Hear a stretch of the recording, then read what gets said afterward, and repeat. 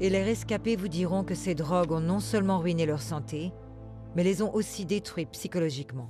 J'étais à l'époque à la fac et j'ai été voir une psychologue puisque j'étais pas bien. Je pleurais beaucoup. La psychiatre m'a dit que c'était un déséquilibre psychologique ou psychique, voilà. Et que ce déséquilibre, eh ben, il pouvait que se résolver grâce à un traitement chimique. Et en fait, j'étais genre 2 Zyprexa matin, midi et soir, 2 dépamine matin, midi et soir, un Xanax matin, midi et soir. Bon, j'avais toute une boîte de médicaments à prendre. Pour moi, cette période-là, j'ai l'impression que j'étais comme guidée par quelque chose. Je n'avais pas conscience de moi-même, des autres. Je me sentais insensible. Je ne pouvais plus lire, je ne pouvais plus écrire.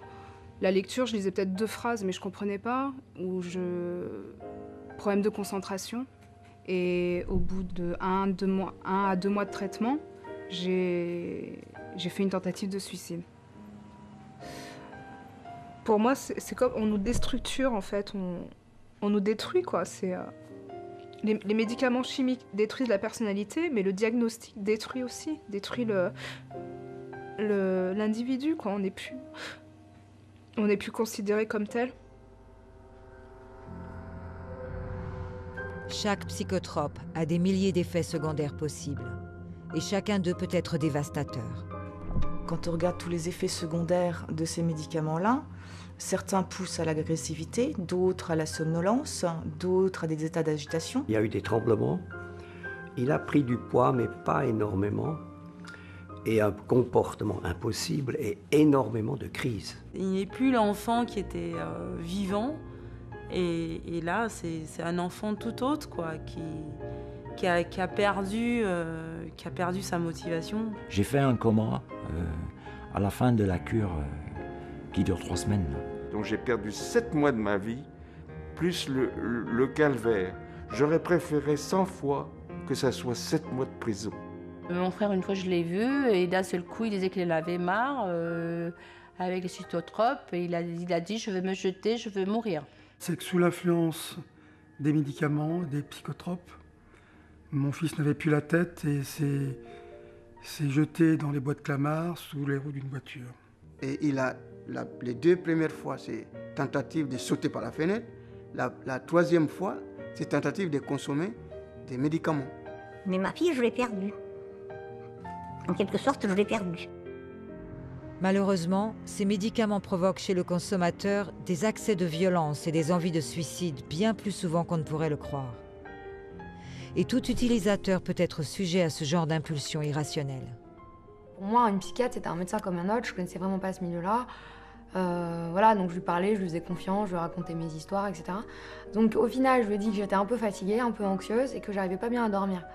Donc on a discuté pendant à peu près un quart d'heure, et au bout de ce quart d'heure, elle m'a dit que j'étais en dépression et que j'avais besoin d'antidépresseurs et de tout un traitement psychotrope. Et je les ai pris et en fait j'ai fait que dormir pendant à peu près 7 jours. Voilà. Enfin, vraiment non-stop, je me souviens pas de ce que j'ai fait cette semaine. On continue à prendre les psychotropes, etc. Bon, j'ai vu que ça m'allait pas du tout. Enfin, j'ai vu que vraiment j'avais un mutisme, j'avais une grande perte d'émotion. Je n'avais plus d'émotion. Ça veut dire quoi, ne plus avoir d'émotion? Ça veut dire que finalement, il peut y avoir un accident de voiture en face de nous. Ça va pas nous faire réagir. Je veux dire, on est là comme ça, observer, mais on n'a plus d'émotion du tout. Voilà. Et j'ai commencé à avoir des délires psychotiques. Alors ça veut dire que j'ai commencé à avoir envie de tuer des gens. Voilà. Donc j'avais envie de tuer des gens. Ça veut dire quoi? Ça veut dire que je marchais dans la rue, la seule chose que je voulais, c'était avoir un fusil dans la main et tirer sur une foule. C'était pas simplement le tuer des gens, c'était aussi les décapiter. C'était la décapitation. Ce qui s'est passé, c'est que moi, limite, j'avais des plans dans la tête, en fait, parce que je continuais à aller voir des psychiatres. Mais le seul intérêt pour moi d'aller voir un psychiatre, c'était qu'on me prescrive énormément de médicaments pour que je puisse, en fait, faire une tentative de suicide en avril. Je suis arrivée totalement saine d'esprit, avec un petit problème que beaucoup de gens vivent, même autour de moi, très fréquemment. Et je suis sortie, en fait, avec, dans la main, l'ordonnance qui me menait droit vers la maladie mentale. D'après la notice des boîtes de médicaments fournies par les laboratoires pharmaceutiques eux-mêmes, les antidépresseurs multiplient en fait le risque de suicide. Certains le multiplient même par presque 7. Le taux de suicide est important en France, on l'a dit tout à l'heure, un des plus importants d'Europe, je crois même le plus important. 25 à 30% de la population prennent des tranquillisants et des somnifères. Il est évident qu'avec une aussi grande proportion de personnes qui prennent ces produits, on ne peut aller que vers de plus en plus de violence. Après tout, comment faisait-on quand il n'y avait pas d'antidépresseurs? Il n'y avait pas plus de suicides, hein? Chaque année, la consommation de psychotropes est liée à la mort de quelques 42 000 personnes dans le monde. Des morts dues à une overdose, un suicide ou un meurtre. Il existe un autre piège que les psychiatres ne mentionnent que rarement, mais qui attend ceux qui veulent arrêter d'utiliser les psychotropes. Il provoque un état de dépendance très élevé. Ils sont en addiction aux médicaments comme on peut être en addiction à la morphine ou à la... Vous voyez? Donc il y a un moment à partir duquel on ne peut plus se passer du médicament. Le corps s'habitue et si le corps n'a plus sa dose journalière, ben on est en manque. Et quand on est en manque, ben il y a des symptômes de tremblement, de suer, etc. Et donc, on retourne voir le médecin. Allez, ça marche plus, maintenant, au lieu de 2 boîtes, vous mettez 3 boîtes. Le médicament a une telle puissance sur l'individu qu'il est demandeur tout en sachant qu'il faudrait arrêter. Le fait de prendre des psychotropes, donc non seulement elle aura très très difficile parce que ça engendre des... comment on appelle ça? Des dépendances très graves. Et ces dépendances donc, peuvent créer des troubles graves aussi de comportement. C'est plus difficile de se débarrasser d'une addiction aux benzodiazépines qu'à la cocaïne. Ça, c'est ce qui ressort des témoignages des médecins qui travaillent avec l'association et entre autres de médecins psychiatres qui travaillent dans les prisons, donc qui sont souvent confrontés à ce problème. La cocaïne, on peut encore arriver à se débarrasser de l'addiction. Les benzodiazépines, ça c'est très difficile. Le Xanax, le Lexomil, le Valium, c'est très difficile. Et pourtant, ces psychotropes sont de plus en plus souvent prescrits à des personnes de tout âge, même à des enfants. Pensez à un enfant, même s'il est vraiment agité anormalement. Dans le futur de sa vie, il aura vécu pendant des années avec écrit ici « enfant agité, prenant à telle heure et à telle heure tel médicament ». Mais toute sa psychologie pour toute sa vie en sera changée. Ses relations avec les autres, le jugement des autres sur lui, c'est le cataloguer, le catégoriser. Cet enfant qui va être mis sous les psychotropes ne pourra jamais évoluer comme les autres enfants. Il y aura automatiquement des blocages. Il ne pourra pas s'épanouir. Pourquoi ? Parce que l'essentiel sera bloqué par le psychotrope, sera contrôlé par le psychotrope. Ce n'est pas une solution, ce n'est pas un traitement. Bientôt, il va y avoir des bébés qui vont avoir des attitudes ou un enfant qui casse ses jouets. Eh bien, il risque d'être mis sous Ritaline, par exemple, qui est un psychostimulant pour l'hyperactivité, déficit d'attention. TATH, voilà. Et on trouve... Alors, ça fait peur. D'après les estimations, entre 5 et 10% des élèves, soit plus de 1,5 million de jeunes Français, sont hyperactifs et sont donc susceptibles de prendre des psychotropes, comme le stimulant Ritaline. Les enfants étant la nouvelle cible des psychotropes, qu'adviendra-t-il de la France qui est considérée internationalement comme le centre mondial des arts et de la culture? Qu'adviendra-t-il de nos artisans, de nos poètes, de nos artistes et de nos écrivains si les psychotropes détruisent leur créativité et éteignent leur sensibilité artistique? Prendre un psychotrope, c'est atténuer l'impact des sensations négatives et difficiles à vivre, mais c'est aussi ne perdre l'enthousiasme et en a fortiori l'enthousiasme créateur, pour les idées, les objets, les peintures, la culture en général. On entre alors dans un monde sous psychotrope, de gens tous identiques et endormis, faisant strictement le nécessaire de la vie et rien de plus, sans passion, sans espoir.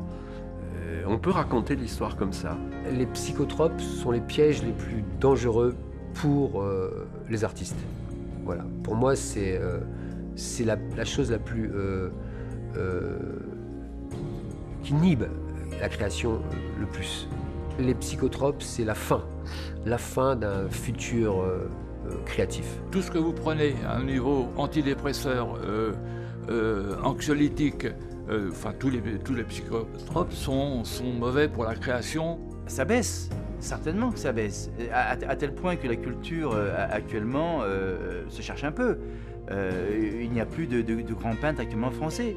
Donnez-moi un seul grand peintre français actuel, donnez-moi un nom, il n'y en a pas. Un nom connu, il n'y en a pas. Si les psychotropes ne sont pas une réponse à la souffrance mentale, alors où se trouve la solution? Elle se trouve dans la découverte de la vraie source des problèmes psychologiques. Une étude récente a mis en lumière le fait que plus de la moitié des problèmes psychiques étaient causés par une maladie physique sous-jacente non détectée. La grande majeure partie des maladies psychiques sont liées à des fragilités organiques qu'ont déjà la personne. Bien souvent,